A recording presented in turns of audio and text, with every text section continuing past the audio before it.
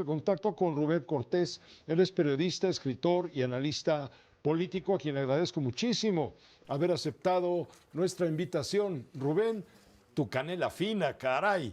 ¿Cómo te salve?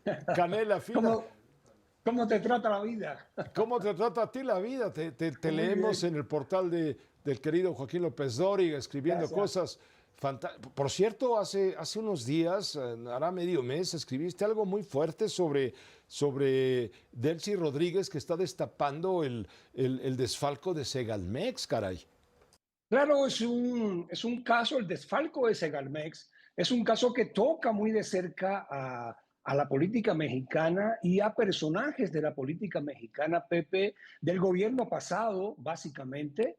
Recordemos que cuando se produjo el desfalco de Segalmex, estos 20,000 millones de pesos que se perdieron, fueron robados, para no jugar con las palabras, eh, y el contacto en México durante el gobierno de López Obrador, el gobierno de Maduro, era Alex Saab, este personaje que fue capturado ayer en Caracas y que estuvo preso, no lo olvidemos, estuvo preso ya durante 8 meses en Estados Unidos, hace 2 años, bajo cargos, 7 cargos, narcotráfico, lavado de dinero, muchísimos. Y Alex Saab era el contacto, el testaferro, el prestanombre de Maduro para tratar con Segalmex. Cuando Segalmex montó una red en más de 30 países, una red con la fachada de ayuda humanitaria a Venezuela a raíz de las sanciones de 2018, perdón, cuando Maduro se robó las elecciones, siempre se robó las elecciones. En el 2018, ya en el gobierno de Donald Trump, subió la parada y las sanciones llegaron al petróleo, a las minas, al carbón, al aluminio, al oro. Y entonces Segalmex tenía una estructura legal montada para ayudar de manera humanitaria al gobierno venezolano a través de alimentos. Se hizo con una empresa, se llama Libre a Bordo, que se montó al vapor con uno de estos jóvenes que durante el gobierno pasado, muchachos muy jóvenes que de pronto salieron empresarios, que se volvieron millonarios de la noche a la mañana. Nuestro colega Carlos Loret de Mola le llama el clan. Bueno, este joven entonces tenía 27, 28 años, fue el que hizo todo este engranaje. Bueno, no sé si él, pero en todo caso él fue la cara y fue el sancionado en el 2020 por el gobierno estadounidense. Se fueron confiscados todos sus bienes. El caso es que fue esta trama que se movió por todo el mundo, ocultando un rastro de millones y millones de dólares. Nunca fue de alimentos, muy poco tiempo de alimentos, y pasó México, Segalmex, esta estructura montada con Libre a Bordo y otros empresarios mexicanos que ya saldrán en su momento, supuestamente. Yo espero que en abril, en el juicio de Maduro, algunos sean llamados como testigos, por lo menos por escrito. Y entonces se dedicó esta empresa Libre a Bordo con la anuencia de la Secretaría de Relaciones Exteriores. Entonces, el segundo de Ebrard, Maximiliano Reyes, es público, dio entrevistas sobre el tema, era el que atendía el asunto. Bueno, esta empresa movió por todo el mundo petróleo, oro, carbón, aluminio. Se va a destapar en su momento, en el juicio, Pepe, algo que no va a caer muy bien. Todavía están aquí intocables estos personajes. Ignacio Valle se cayó para arriba cuando el desfalco de Segalmex ocupó un puesto altísimo hasta el fin del gobierno de López Obrador, ahí en la Secretaría de Gobernación. Creo que da para mucho ese tema, Pepe, lo vamos a ver.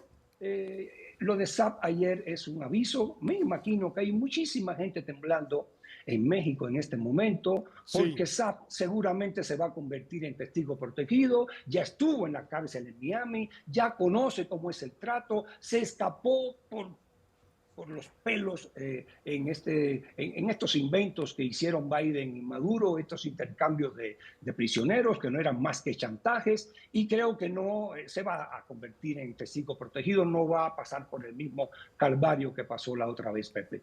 Pues estaremos muy pendientes de todo lo que se desarrolle, justamente por lo que importa el escándalo de Segalmex, que fue sin duda y con mucho el escándalo del sexenio. Pero hoy te estamos buscando también, Rubén, porque queremos que nos hables del momento cubano.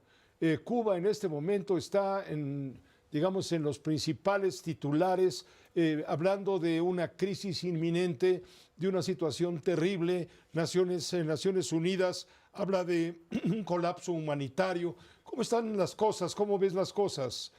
Bueno, hoy se transmitió estos teatros que hace el gobierno cubano, el gobernante designado Díaz-Canel, con unos periodistas que le hicieron unas preguntas a modo, algo parecido a, ya lo conocemos en otros lugares, y creo que fue un aviso. Es muy insulso el gobernante cubano y casi nadie lo toma en cuenta, pero creo que hoy fue importante lo que dijo. Creo que está amenazando, Raúl Castro está amenazando con la carta migratoria. Ojo, esto es importante, es la carta, la única carta que le queda a Cuba, la carta migratoria, pero es una carta que implica un colapso en la isla que puede expandirse, lo más seguro que lo haga, por eso están jugando esa carta, amenazando en todo caso al Caribe. La carta migratoria, la vez más reciente que la jugó Cuba fue en el 1994, tú lo recordarás, con la crisis de los balseros. Se resolvió en aquel entonces, la diplomacia mexicana era muy fuerte, muy reconocida en el mundo, y tanto Clinton como Fidel Castro en su momento pidieron los auspicios del presidente Carlos Salinas. Fue el testigo de aquellas conversaciones, se resolvió con la famosa ley aquella de pies secos, pies mojados, y la carta migratoria. En este caso, creo que hoy, al advertir Díaz-Canel que el pueblo cubano está dispuesto a inmolarse, están ya cocinando con estufas de leña. Aquí en México se conoce mucho ese tema. La presidenta Sheinbaum tiene una tesis muy importante sobre las estufas de leña. Creo que podría ayudar. Ahora ella pregunta en las mañaneras cómo puede ayudar al pueblo cubano, cómo sería la ayuda humanitaria. Creo que con las estufas de leña podría resolver la presidenta su compromiso con los cubanos, ya que no pueden mandar petróleo. Entonces, Pepe, lo que dijo hoy Díaz-Canel fue eso, la amenaza de que si colapsa la isla, lo que se va a producir es una salida del país, una estampida como en el año 1994, con la anuencia del gobierno, porque en ese caso, pues yo no puedo hacer nada, estoy bloqueado, no dejan entrar petróleo, no dejan entrar nada a la isla, y la gente se quiere ir, pues yo no puedo hacer nada. Eso sucedió en el año 1994. Ahí está registrado, y eso sería, por eso está jugando la carta o amenazando con jugarla, porque tocaría a muchos países de la región. Cuba está en el medio del Caribe, es la llave del Caribe geográficamente. Si sacamos la cuenta, está entre 100 y 200 kilómetros de distancia de Cancún, de Jamaica, de Haití y de la Florida. O sea, en ese radio geográfico, la estampida de cubanos sería inmediata, serían, como se ha demostrado en los últimos años, en cualquier cosa que flote.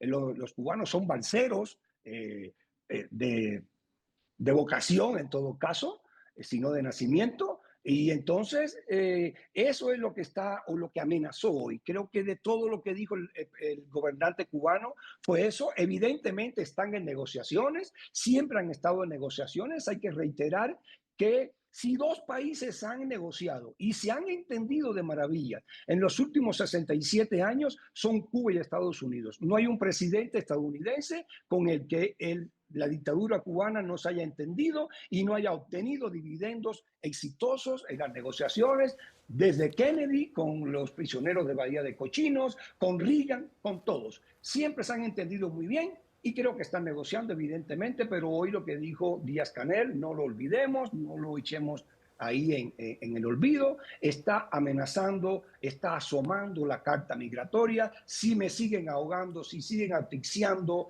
a la isla, pues no va a quedar más remedio que abrir las costas. Rubén Cortés, te agradezco muchísimo tu visión, el contexto pues apropiado para entender exactamente por dónde viene todo este tema. Muchas gracias. Gracias, Pepe, te abrazo con cariño. Igualmente, recíproco. Gracias, Rubén Cortés.